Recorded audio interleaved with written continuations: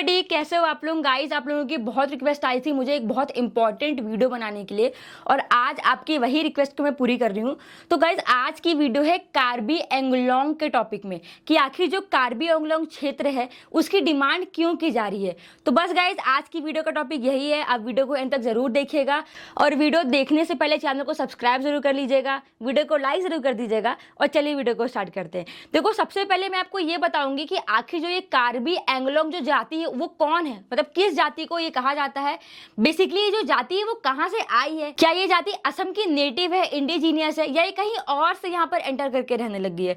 और साथ में असम के कौन कौन से डिस्ट्रिक्ट हैं जो कार्बी एंगलोंग डिमांड में इंक्लूड होते हैं, ये सारी डिस्कशन आज हम इस वीडियो में करने वाले हैं। तो चलिए स्टार्ट करते हैं। तो गाइस देखो ये है इंडिया का मैप और यहाँ है नॉर्थ ईस्ट का मैप। और गाइस हम आज असम की बात करने वाले हैं और इसी असम में जो कार्बी एंगलोंग राज्य की जो डिमांड है गाइस आज हम उसकी बात करने वाले हैं। तो देखो आपको शायद लोकेशन क्लियर हो गया होगा। तो पहले हम ये समझते हैं कि आखिर जो ये कार्बी एंगलोंग की जो जाति है वो कौन है, कौन कहलाते हैं कार्बी एंगलोंग, मतलब जो ये कार्बी जनजाति है वो है कौन। तो गाइस जो कार्बी जनजाति है, जो कार्बी ट्राइब है, वो नॉर्थ ईस्ट, वो उत्तर पूर्व राज्यों की मूल जनजाति है। मतलब वो इंडिजीनियस ट्राइब है, वो भारत की ही ट्राइब है, वो कहीं और से नहीं आई है। मतलब वो नॉर्थ ईस्ट की इंडिजीनियस ट्राइब है। और साथ में गाइस ये जो समुदाय है वो तिब्बत बर्मी भाषा समूह परिवार से ताल्लुक रखती है। और इनका जो हिस्ट्री है, जो इतिहास है, वो आज का नहीं है, वो काफी सालों पुराना है। मतलब ये काफी पुरानी बात हो गई है। और साथ में जो इनका हिस्ट्री है वो काफी टाइम का है, कोई आज का नहीं कि एक दो साल का है, मतलब हजारों साल का इनका हिस्ट्री है। और जो ये कार्बी जनजाति है वो असम की कार्बी एंगलोंग जिले और साथ में पश्चिम कार्बी एंगलोंग जिलों में सबसे ज्यादा पाई जाती है। और इन लोगों का जो जीवन व्यापक है, इन लोग ना शिफ्टिंग कल्टीवेशन करते हैं गाइस। मतलब इनका जो जीवन जीने का तरीका है ये शिफ्टिंग कल्टीवेशन के थ्रू करा करते हैं। और आप मुझे कमेंट से बताना है कि क्या आज भी ये जो जनजाति है, जो ट्राइब है, वो यही काम कर रही है, क्या वो शिफ्टिंग कल्टीवेशन आज भी कर रही है या नहीं कर रही है। आप मुझे कमेंट्स में जरूर बताइएगा। और साथ में जो कार्बी जनजाति है वो मुख्य रूप से कार्बी भाषा बोलती है, लेकिन फिर भी ये हिंदी और असमीज का भी बहुत ज्यादा प्रयोग करती है। तो बहुत लोगों का क्वेश्चन ये होता है कि जो कार्बी जनजाति है, जो कार्बी ट्राइब है, वो आखिर कहाँ से आई है।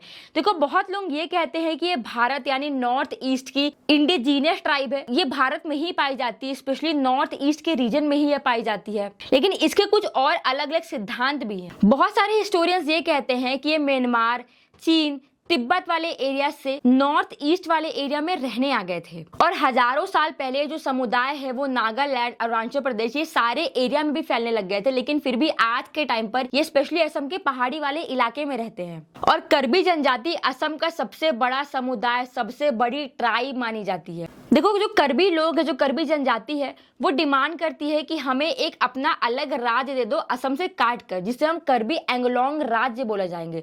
तो बहुत लोगों का ये भी क्वेश्चन होता है कि आखिर किस किस डिस्ट्रिक्ट को ये कार्बी एंगलोंग राज्य में शामिल करना चाहते हैं। तो चलिए पहले हम उसे समझ लेते हैं। देखो जो कार्बी एंगलोंग क्षेत्र है वो बेसिकली दो जिलों में बटा हुआ है। एक है कार्बी एंगलोंग जिला और दूसरा है पश्चिम कार्बी एंगलोंग जिला। आप मुझे कमेंट्स में ये भी बताना है कि और कौन कौन से एरिया को ये लोग अपना बनाना चाहते हैं, मतलब और कौन कौन से डिस्ट्रिक्ट को, कौन कौन से जिलों को ये लोग ये कहते हैं कि कार्बी एंगलोंग के एरिया में इन्वॉल्व होना चाहिए। तो ये भी आप मुझे कमेंट्स में बताइएगा। और ये जो एरिया है वो असम के मध्य और दक्षिणी हिस्सों में स्थित है। और बहुत सारे लोग ये भी कहते हैं कि ये नागालैंड और मेघालय की सीमा यानी उनके बॉर्डर तक से जुड़ा हुआ है। और इनका जो हेडक्वार्टर है, जो इनका मुख्यालय है, वो दीपू शहर में देखने को मिलता है।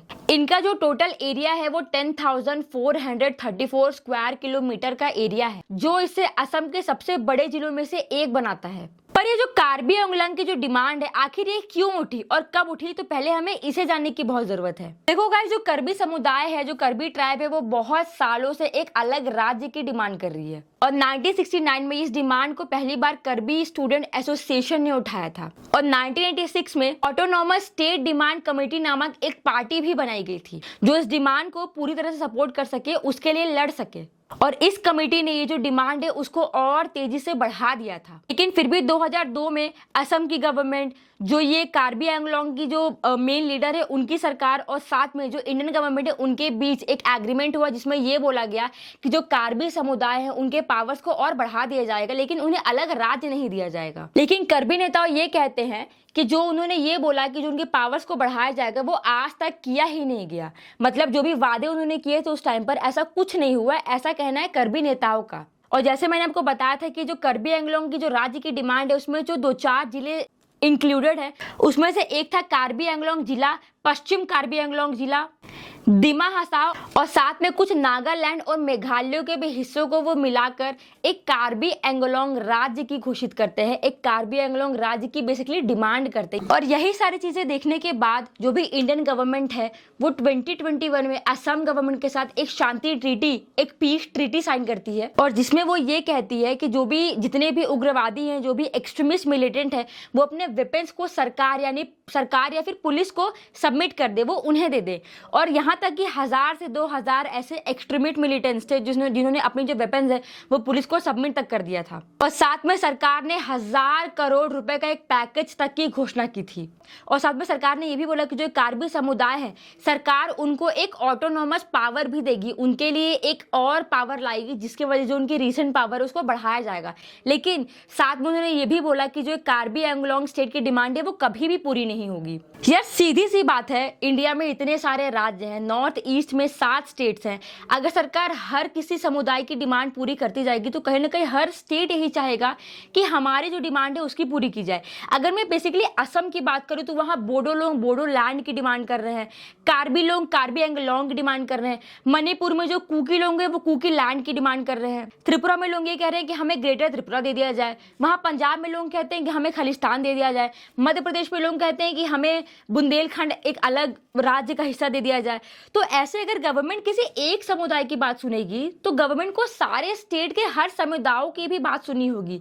तो गवर्नमेंट ये सब चीजें नहीं करना चाहती है, वो भारत की यूनिटी को एक इकट्ठा रखना चाहती है, उसे तोड़ना नहीं चाहती है। गवर्नमेंट को उनके साथ चलकर काम करना पड़ेगा, ग्राउंड लेवल पर काम करना पड़ेगा। और आप मुझे कमेंट्स में जरूर बताना गाइस कि आपको क्या लगता है कि गवर्नमेंट को और क्या क्या चीजें करनी चाहिए जिससे जो सारे समुदाय हैं, जो सारे ट्राइब्स हैं, वो आपस में साथ रहें, खुश रहें, सारी चीजें इकट्ठा करें। तो बस आप मुझे कमेंट्स में सब बताइएगा, जो भी आपको क्या लगता है, अपने व्यूज बताइएगा बेसिकली। और मुझे ये भी बताइएगा गाइस कि आप और किस प्रकार के जो वीडियोस है वो देखना चाहते हैं। मैं पक्का आपके लिए वैसी वीडियोस लेकर आऊंगी और मेहनत करके और अच्छी वीडियोस बनाकर। तब तक के लिए गाइस हम मिलते हैं अपने अगले वीडियो में। तब तक के लिए अपना ध्यान रखिए, खुश रहिए, अच्छे से रहिए, स्वस्थ रहिए। Take care, good night.